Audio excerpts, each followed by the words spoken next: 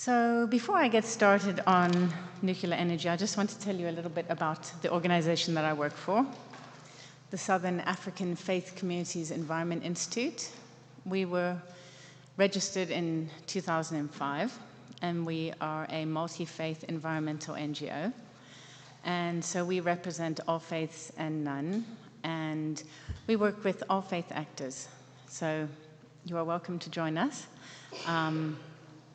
and get involved in environmental issues in South Africa. We've been looking at the nuclear issue for many years. We entered into a court case with EarthLife Africa in 2017 for the new nuclear build.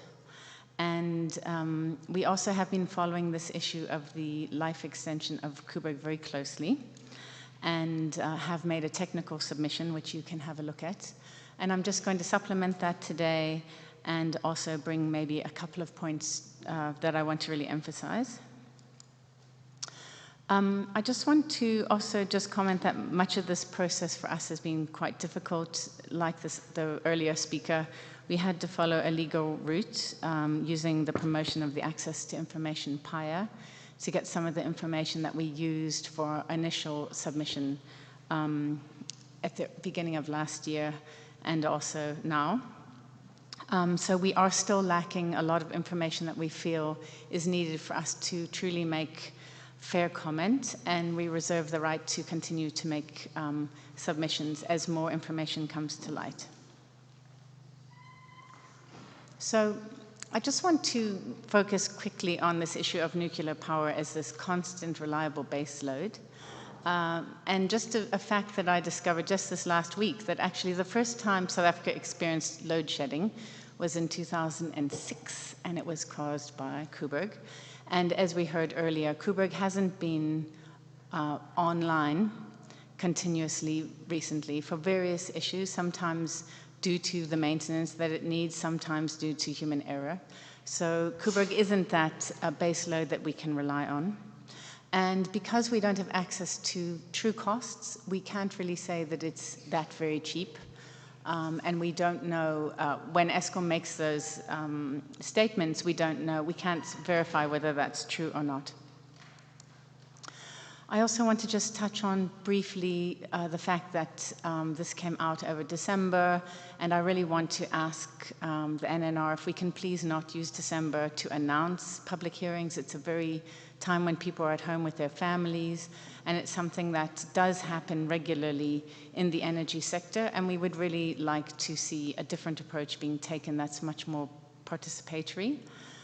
We also feel that the whole of South Africa should be involved in this decision. It's not just these very local communities. There are many others who also should be given an opportunity to comment and be made more aware. I want to just draw your attention to something that I'm adding to our technical submission, which is that as the regulator, you are committed to international best practice. And so I want to talk a little bit about the design of Koeberg.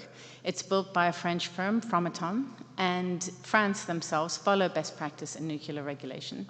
And they do not grant extensions of licenses of more than 10 years for plants of similar construction in France. And yet we are here being asked to approve a 20-year extension. France is also going to be spending almost double the amount of money on the extensions of life of similar reactors to Koeberg. And one wants to know, how does that relate to safety issues? That's our biggest concern. What about the safety of Koeberg nuclear power station? In France, they also talk about something called a core catcher, which is feasible to install, also considered best practice, but there's no talk about that for Koeberg. And so we'd like to know more about that. We are very concerned about the current evacuation plans at Koeberg. We talk about this 16-kilometer radius, but there's evidence that when there are accidents or when radiation gets out into the atmosphere or the water, it does have a much bigger impact. And you can see from this slide here the kinds of predicted impact potentially, but also we've got our winds in Cape Town, which are very strong. So I'm sure that's probably not even very accurate. So safety at Koeberg. In March 2022, as we just heard, the International Atomic Energy Regulator did a review. There's these 14 outstanding issues, and we would like to know about these safety aspects at Koeberg. We are concerned that ESCOM may not have met the critical safety recommendations found in that report and will only do so after the granting of the license. So we feel the order of this process is incorrect. How can we say that we want to grant licenses if we don't know what the position will be in terms of the operation of the plant and its safety aspects? So the SALTO is that acronym that they use, the safety aspects of the long-term operation license at Koeberg. And there's three areas that we were particularly concerned about: the structural integrity of the reactor building itself, the monitoring of pressure inside the reactor, and the aging and what they call embrittlement, it's a new word for me, of the cooling mechanisms of the reactor. These are things that happen over the lifetime of a reactor, and when you go to extend its life, some of them are extremely difficult to rectify, or even say actually that we're looking at the same safety risk profile as what we saw previously. And as it said on the slide, critical to prevent a nuclear accident.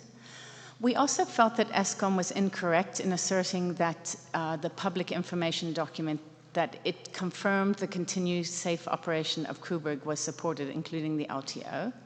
And we feel that that's not true because ESCOM only intends to address the fully functional containment structure after the authorization of the LTO. So you can't say that you're complying if you haven't done it yet. So without all the necessary data of the containment structure available, how can we demonstrate the LTO, or the long-term safety operation of Koeberg? I also want to draw your attention to Valputs, the place where radioactive waste is being held, and those communities have not been given the opportunity to comment and have not been afforded any local hearings like this.